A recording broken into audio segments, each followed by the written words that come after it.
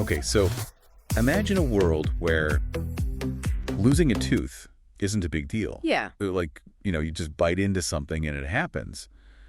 But no worries, because it just grows back, just like, I don't know, a shark or something. Wouldn't that be amazing?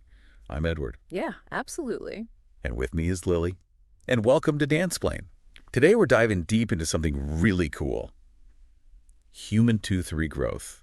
I mean, let's face it, so many of us have had a cavity or two, maybe even lost a tooth, and it's always this whole thing with dentures or implants, all these artificial solutions. Yeah. But what if our bodies could just grow them back? That's what we're going to explore today. Yeah. So in this deep dive, we're going to look at why we can't do that naturally right now, And then we'll explore some research, some really promising research that's focusing on this specific gene that could actually unlock the ability for us to grow a third set of teeth. Yeah. And then we'll touch on other fascinating stuff like stem cell research and even, attempts to rebuild enamel. So by the end of this, you'll have a much clearer picture of how far away are we really from being able to do this and what impact that could have for all of us. Absolutely. We've pulled together information from the latest research on human tooth regrowth, breakthroughs in this area with something called the USAG1 gene, the application of stem cells, current findings as of 2025, and some insights from a company called Torgem Biopharma. Okay. So I'm already intrigued. Let's get started. Something that really stood out to me right away was this whole thing about humans being diffidonts. Diffidonts, yeah. I mean, it sounds very scientific, but what does it really mean for, those of us who have already lost a tooth? So diffidonti, what a word, right? Yeah. It really just means that, naturally we only get two sets of teeth. You have your initial set, the baby teeth, and then you have your permanent adult teeth. And once those permanent teeth are gone, our bodies just don't have a natural way to replace them. Right. So it's fascinating if you compare that to, say, the animal kingdom, right? Like sharks. They're polyphyodonts, which means they can regenerate teeth basically forever throughout their lives. Oh, wow. So this two-set limit, that we have as humans is really the core problem that scientists and researchers are trying to solve. It's so interesting. It feels a bit unfair, honestly. We only get two sets and then that's it. Makes you appreciate those permanent ones. Yeah, absolutely, yeah. So when we talk about this whole third dentition, growing a new set of teeth, it sounds very sci-fi almost. It does. And it seems like this USAG1 gene, this is like a major roadblock in making this happen. Exactly. So the USAG1 gene, it stands for uterine sensitization associated gene 1. It's a bit of a mouthful, but basically it acts like a brake on tooth growth. So think of it as this regulator that prevents, our teeth from just continuously developing throughout our lives. And it does this by basically inhibiting bone morphogenetic protein. What is that, bone morphogenetic? Bone morphogenetic protein. We can just call it BMP for short. BMP, okay. And BMP is really important because it's like the on switch for tooth development. It's a molecular signal that tells cells, hey, start building a tooth. So USAG1 is basically saying, no, don't build a tooth. So, okay, if this USAG1 gene is hitting the brakes on this whole tooth development process, then the next step, I guess, is to figure out how to release those brakes. Right, exactly. And that's what this new drug that targets USAG1 is trying to do. How does it do that? So the drug is specifically designed to block the activity of the USAG1 gene. So by blocking it, it's essentially lifting that suppression on the BMP signaling. And, the thinking is that if we can unleash those BMP signals, there might be dormant tooth buds, even in adulthood, still present in our jaws. Wow. And we could potentially reactivate those and, who knows, it might lead to a third dentition. That's crazy. So there are baby teeth just hanging out in there, just waiting to be woken up. Right. Exactly. And they've actually shown this to work, right? In animals. Yes. I remember reading about trials with mice, and I think it was ferrets. Yeah. Why ferrets? So the animal trials have shown some really promising results. And you're right, they started with mice, which is kind of standard for these kinds of studies. Yeah. But the ferret trials are really interesting because ferrets, believe it or not, they have a dental structure and a tooth replacement pattern that's actually really similar to humans. Much more so than a lot of other research animals. And there was a study in 2021 that showed that this drug could stimulate new tooth growth in both mice and ferrets.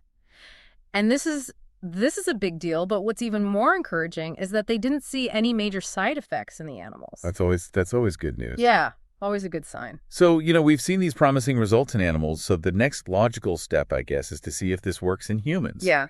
And those trials, the phase 1 trials, they're already underway, right? They are. They actually started in September of last year, 2024, at Kyoto University Hospital in Japan. Okay.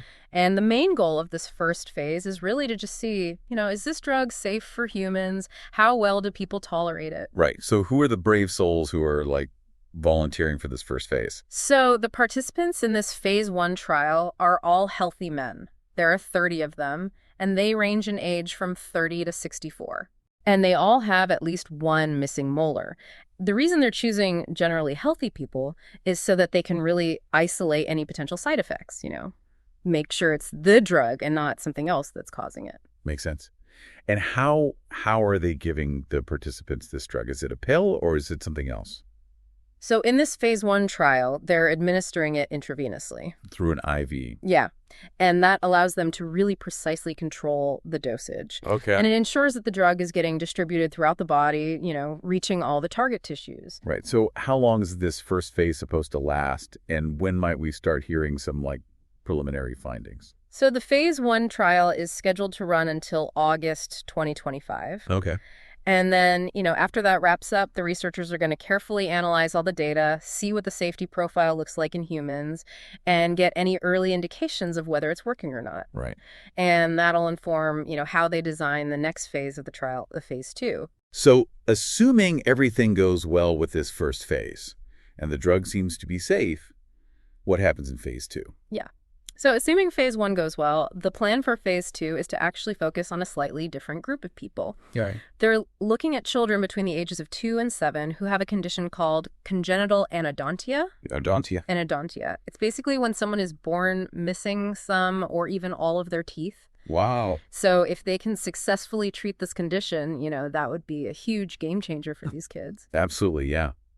That's incredible. And it makes sense, I guess, to start with those congenital cases first. Yeah. But what about those of us, who have lost teeth maybe later in life due to, I don't know, a bad cavity or an accident or something? Is that something that's on the radar for these researchers? Absolutely, yeah. So the long-term vision, is to eventually expand this treatment to people with what they call partial edentulosum, which basically means, missing 1 to 5 teeth. And that represents a huge portion of the population, probably a lot of you listening. Right. But, the focus right now is really to establish the safety and effectiveness in these more targeted groups first before they expand it out. Right. You got to walk before you can run. Exactly. And the company leading all of this is Torgem Biopharma. It's like a spinoff from Kyoto University, right? Yeah, they are. What can you tell us about their role in all of this? So Torgem Biopharma is the company that's really at the forefront of developing this USAG1 drug. Okay. And it's a great example of how, groundbreaking research from a university can actually be translated into a real-world treatment. That's been very successful in getting financial backing, which is really important because clinical trials are very expensive. Yeah, I bet. You mentioned funding, and it sounds like they've gotten a lot of investment to get this far. How much are we talking? So in total, they've raised $17.39 million, over 9 different funding rounds, and the latest one closed pretty recently on August 30th, 2024. So yeah, they've gotten a lot of support, which is really important, to be able to navigate this long process of drug development. Absolutely. So they seem to have a pretty ambitious timeline for actually making this treatment available. They do. What are they aiming for? So their stated goal is to have this drug commercially available by 2030. Wow. And as we discussed, the initial focus is going to be on treating these congenital conditions like anodontia. Right. And, if they can actually meet that timeline, that would be huge. Yeah, it would be a total game changer.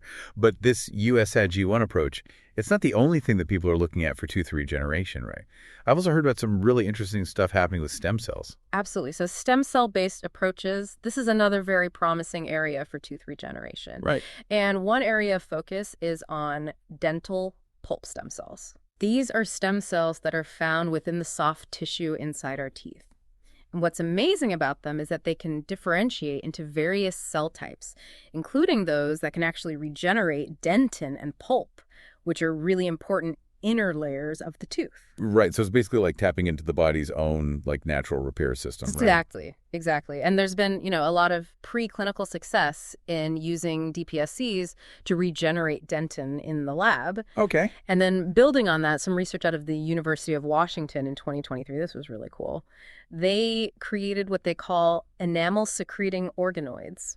Okay, that's a mouthful. It is, yeah. So these aren't fully formed teeth. They're basically like tiny clusters of cells grown in the lab, but they can produce enamel just like the cells in our own teeth. So they're like little mini tooth factories. Yeah, exactly. And they've even talked about potentially using these as like living fillings in the future. Wow. Living fillings. That's wild. I know. So I'm guessing there are some challenges, though, right, with stem cell therapies? There are, yeah. It's not all easy. One big concern is immune rejection. Right. If the stem cells that you use aren't a perfect match for the patient, their body might reject them. Okay. And then there are technical challenges, too, just in terms of making sure the stem cells actually turn into the right type of cells and integrate properly with the existing tooth structure. Right. And then, of course, there's the whole issue of scaling this up from the lab to actually, being able to use it on a large scale clinically. Yeah, that makes sense. So stem cells, it sounds like it's super promising, but it might be a while before it's like readily available. Yeah. What about some of the other stuff? Like, I vaguely remember reading about attempts to actually like regrow enamel directly. Right. So there is some research on that. And one approach involves using special gels that contain calcium and phosphate ions, Right. which are basically the building blocks of enamel. Okay. And the idea is that if you apply these gels to damaged areas, it can help to rebuild the enamel. So it's like almost like a spackle for your teeth. Yeah. Exactly. But the problem is that it's incredibly slow. Like, studies have shown that it could take over 17,000 hours to regenerate just 1 millimeter of enamel. Oh my gosh. That's over 2 years. I know. It's crazy. So it's more like a slow repair, not a regrowth solution. Yeah, exactly. Are there any other cool technologies out there that people are working on, even if they're like early stage? There are a few. One that's interesting is using low-power lasers Okay. to try and stimulate the dental stem cells that might be in the jawbone. So the idea is that maybe this gentle stimulation can kind of wake them up and encourage them to start regenerating. Interesting. And then another really fascinating area is using RNA technology, Oh, wow. specifically something called siRNA, or small interfering RNA. And this could be used to very precisely control the expression of that USAG1 gene. So it's kind of another way to control that break, so to speak, and maybe even enhance the effects of those antibody drugs we talked about earlier. Mm-hmm. But these are all, generally in much earlier stages of research than the USAG1 drug or even the stem cell therapies. Right. So taking all of this into account, all these different avenues of research, if you had to put like a timeline on it, when do you think tooth regrowth might actually become, a real thing that people can get at the dentist? Okay, so if the human trials for this USAG1 drug continue to go well, and they get good results, it's possible that it could be available by 2030, at least for specific conditions like that congenital anodontia that we talked about. Okay. That's based on the company's estimates. But for the stem cell methods, it's probably going to be a bit longer, maybe 10 to 20 years. Okay. And, it could be even longer before it's widely used. And as for the enamel regeneration stuff, that's probably even further out.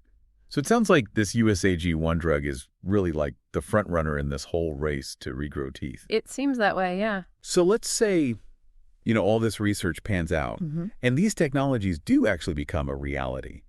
What kind of impact could that have on people's lives? Oh, the potential impact is huge. First of all, it could dramatically reduce the need for dental implants. Which are expensive. Which are very expensive. I mean, they can cost anywhere from $3,000 to $5,000 per tooth. Yeah. So, if you could just regrow your tooth, that would obviously be a much more affordable option. But beyond the financial impact, it could really improve people's quality of life. Right. Think about people who were born with missing teeth. They've had to deal with challenges eating, speaking, and it can affect their confidence too. Absolutely. And for older adults who lose teeth as they age, it could really give them back their freedom, their confidence. That's a great point. Regrowing a tooth, it's a whole different ball game than having like an artificial replacement. Yeah, definitely. But even if all this science works out, are there still challenges that we need to think about before this becomes something that's available to everyone? Yeah, for sure. There are still hurdles. One big question is, How effective will this USAG1 approach be in older adults? Okay. Because we don't actually know for sure if those tooth buds are still viable, if you've been missing a tooth for a really long time. Right. And then, of course, there's the issue of cost and accessibility. Even if it works, the initial cost could be really high, so it might not be available to everyone right away. Right. And then for the stem cell therapies, there's going to be a lot of regulatory oversight to make sure that they're safe and effective before they can be widely used. Makes sense. So it's super exciting, but there's still a lot to figure out. Absolutely. So to sum it all up, this whole idea of regrowing teeth, it sounds like it could be closer than we think. Yeah. The USAG1 drug that's leading the charge right now, they're in human trials, and they're hoping to have it available by 2030. Stem cell research and the enamel stuff, that's promising too, but it's further behind. Yeah, definitely further out. So it really feels like we're on the verge of this huge shift in dentistry, moving towards these regenerative solutions. But as we've talked about, cost and, how well it actually works for different people and just overall acceptance. That's all going to play a role in how quickly this becomes a reality for everyone. Yeah, for sure. It's going to be really interesting to see how it all unfolds. Absolutely. So Lily and we want to leave you with one final thought. Just imagine a future where losing a tooth is no big deal. It's incredible to think about. You don't have to worry about implants or dentures. What would that do to our confidence, our diets, our overall health? It really makes you think about, the power of regenerative medicine and what else we might be able to achieve in the future. It really does. It's so exciting. So if you're as fascinated by all of this as we are, and you want to stay up to date on these breakthroughs and, all the cool stuff that's happening, be sure to check us out at www.dansplain.xyz. We've got new episodes, articles, and who knows, maybe even some updates on this tooth regrowth stuff in the future. And maybe we'll even be able to regrow our own teeth by then. That's the dream. All right, we'll catch you next time for another deep dive. Bye, everyone.